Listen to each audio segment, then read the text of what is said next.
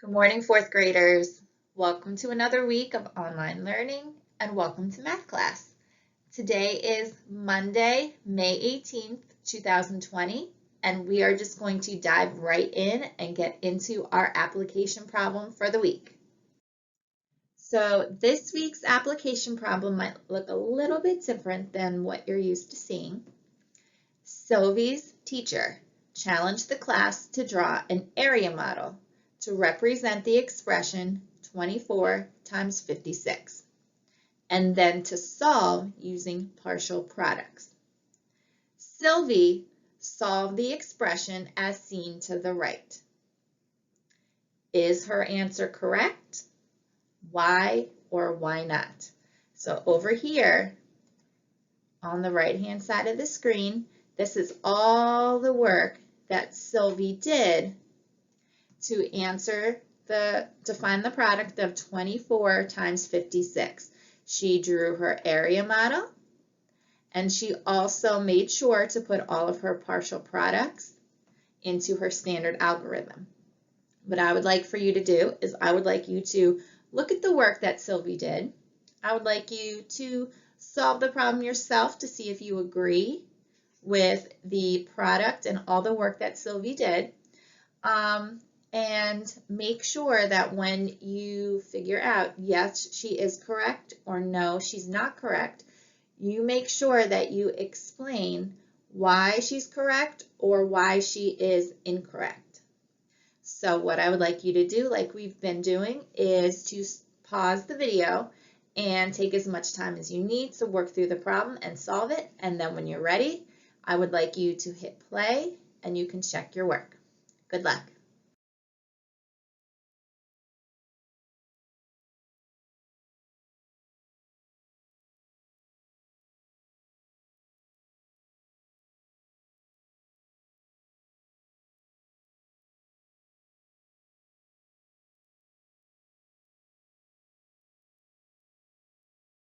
So hopefully you took the time to work through the application problem and to determine if Sylvie was correct or if her answer was incorrect. So again, here's the work that Sylvie did, and here's my explanation that once I looked through all the work that she did, I realized that Sylvie's answer is not correct. And now I'm going to explain how I know that she's not correct. So in her area model, she drew her area model correctly. However, if you look, she made two mistakes when she was completing her area model. So the first mistake is right here. So Sylvie said that 6 times 20 equals 12, which, we know that's not correct. We know that 6 times 2 is 12. However, this equation is 6 times 20. So that means that I need to add an extra 0 after my 12. So it's actually 120, not 12. Then I notice that she also made a mistake right here. So she solved the problem 50 times 20, and she said that the product was 100, which if you think about, 50 has 1 0 and 20 has 1 0. And look, 100 has 1 0, 2 zeros. So it makes sense. I can see where Sylvie got her answer. However, she forgot one very important step. 5 times 2 is 10. Then I have to add my 2 extra zeros. So here would be my first extra 0, and here is my second extra 0. So actually, instead of having 50 times 20 equaling 100, it actually equals 1,000. So those are the two mistakes that Sylvie made, which even though she worked really hard, her making those two mistakes, she didn't get the correct product. So those were the two mistakes that Sylvie made. Our objective for this week, I can transition from 4 partial products to the standard algorithm for 2-digit by 2-digit multiplication. So all that means is that we're going to take one step further, and instead of working with 4 partial products, we're going to test it out and we're going to try working with 2 partial products. But we're going to see how the 4 partial products and the 2 partial products, how they go together and how we can move from one to the other. Okay, let's go. So the very first problem that we're going to work through today is 26 times 35. And the first way that we're going to do it, like I said in the last slide, that we are going to move one step past the 4 partial products into using the standard algorithm with 2. But I want to show us how our 4 partial products connects to our 2 partial products. So we are going to solve this first using 4 partial products the same way we did last week. So the first thing I did just to make myself a little bit more organized was I drew 4 lines underneath my equation for each of my 4 partial products. And then I drew a line where underneath I'm just going to add my final product once I find all my partial products. So now that I'm all organized, I can start multiplying. And I remember and I know that I always, when I'm multiplying, start with my ones place. So I start with my 5 ones times my 6 ones to get my first partial product of 30.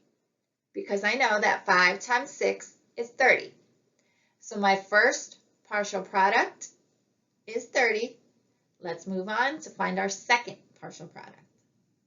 So to find my second partial product, I'm still working with those 5 ones, but now I'm multiplying it by my 2 tens.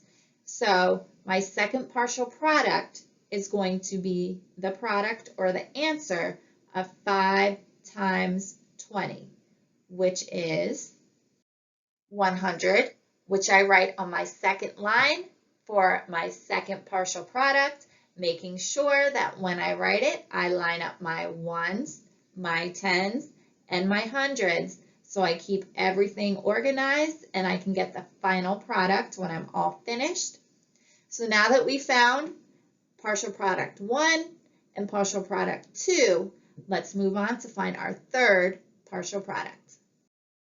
Since we took care of multiplying our 5 ones by everything, now we move on to our 3 tens and multiply that by our 6 ones.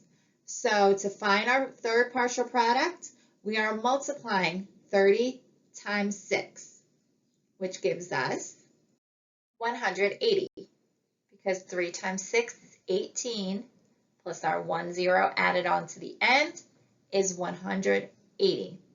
I write that, my third line, for my third partial product, and then I'm ready to move on to my fourth. And to find my fourth partial product, I'm taking my 3 tens, my 30, and I'm multiplying it by 2 tens, or 20. So to find partial product 4, 30 times 20 gives me 600. So now that I have all 4 of my partial products found, I could add them all together to find my final product of what 26 times 35 is. But if you remember back to our lesson objective, what we're going to do today is I'm going to show us how to start connecting our 4 partial products into 2 partial products using a standard algorithm, and I'm going to show you how to do that right now. So how I set my second problem up, I'm still using the same 2 numbers, my 26 times my 35, but as you can see, I set it up just a little bit differently. I just have a line for partial product 1 a line for partial product 2, and then a final line where I can add both my partial products together to get my final product. So I'm going to keep the 4 partial products up while we're working through completing the 2 partial products so you can see how they connect to each other and how they work together. So to find my very first partial product, I'm going to take my 5 ones and multiply it by 26. Now, I know that you might be thinking 26 times 5. That's a little bit trickier to do than what we've been doing. And you're right, but this is why I wanted to keep our 4 partial products, the first way that we solved it, up, because we already solved this problem. So if you think about what 5 times 26 actually is, you'll see that we solved this already. 5 times 26 is the same thing as 5 times 6 plus 5 times 20, which we already solved both of those problems. 5 times 6 is 30. 5 times 20 is 100. So if we take 30 plus 100, we get 130. But now you might be thinking, now wait a second, Miss Talise. What if I'm just trying to solve this using the standard algorithm, using 2 partial products, not 4? I'm going to show you how to think through that right now. So remember, the problem that I'm solving to find my first partial product is 26 times 5, which when I just multiply 26 times 5, again, I start with my ones place, 6 times 5, which gives me 30. So I drop down my 0, carry my 3. 5 times 2 tens gives me 10 tens, plus my 3 tens gives me 13 tens, 130. Look at that. We already predicted that our 30 plus our 100, our first partial product and our second partial product was going to give us 130. And when we actually went through and we multiplied 5 times 26, we got the same answer, 130. So far we are on the right track. So let's figure out what our second partial product is. So to find my second partial product, I'm going to take my 3 tens, which is equal to 30, and multiply it by my 26. So my equation that I need to figure out is going to be 30 times 26. Now again, the reason why we kept our 4 partial products here is to remind us that we already worked through and solved this problem. 30 times 26 is the same as 30 times 6 plus 30 times 20. And we already solved 30 times 6, that gives us 180. And we already solved 30 times 20, which we know is 600.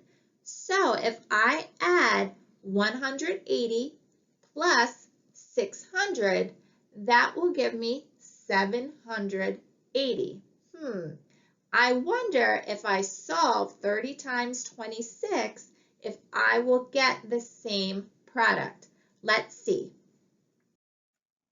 So thinking 30 times my 6 gives me my 180, and adding my 30 times my 20, which gives me 600, added together gives me 780, which is what we predicted by looking at our third and our fourth partial product from the first way that we solved it. So I know that I'm still on the right track. So the final step that we're going to do for both ways that we solved with our 4 partial products and our 2 partial products is we are just going to take all of our partial products and we're going to add them up. So this way we're going to compare and we're going to see if our final products are equal. So looking at the first way that we solve this problem with our 4 partial products, starting with the ones, we have 0 ones.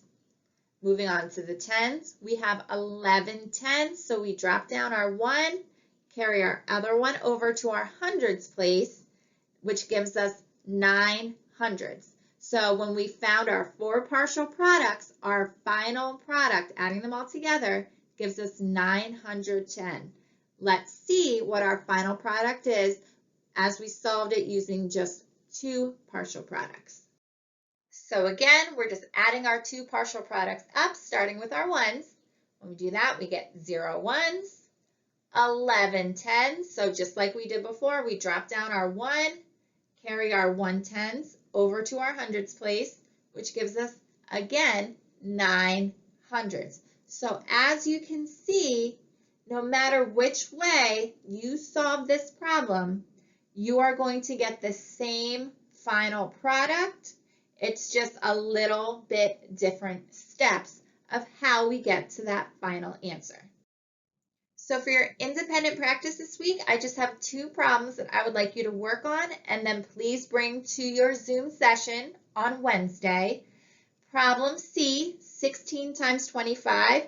I would like you to just try to solve it the way that we practiced today. I know that when we learned it in November, that was a couple months ago, and I told you that once you practice it, you could use any multiplication way that you felt comfortable with. And I know most of us didn't go with that way. So I just want you to just practice and just try it. Okay? You guys have been working so hard on using your 4 partial products, so I really, really want you to just take that next step and just try it. Okay?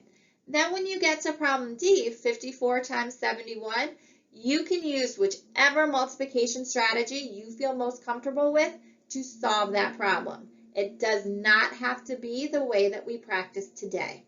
So underneath here, I have a whole bunch of different strategies that we learned on our YouTube videos and also in school, our place value chart, area model, the 4 partial products, or the way that we did today. So for letter D, you can decide.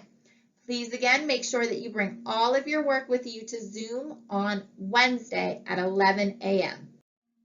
On Tuesday, for your math work, I would like you to please log into your Zearn account. Again, if you need your login information, I have that for you.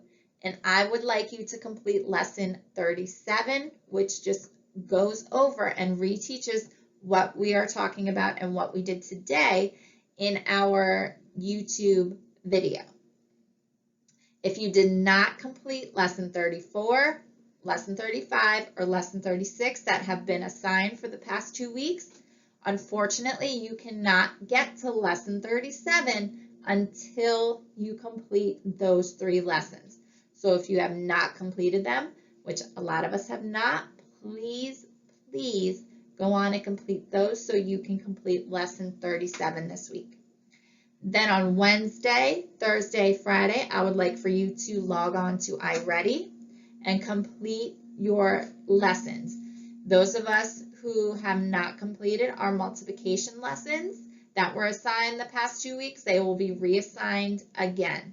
If you already completed them, then you can work on any lesson that you choose that comes up onto iReady. But if there are teacher-assigned lessons on your homepage when you log in for math, please complete those.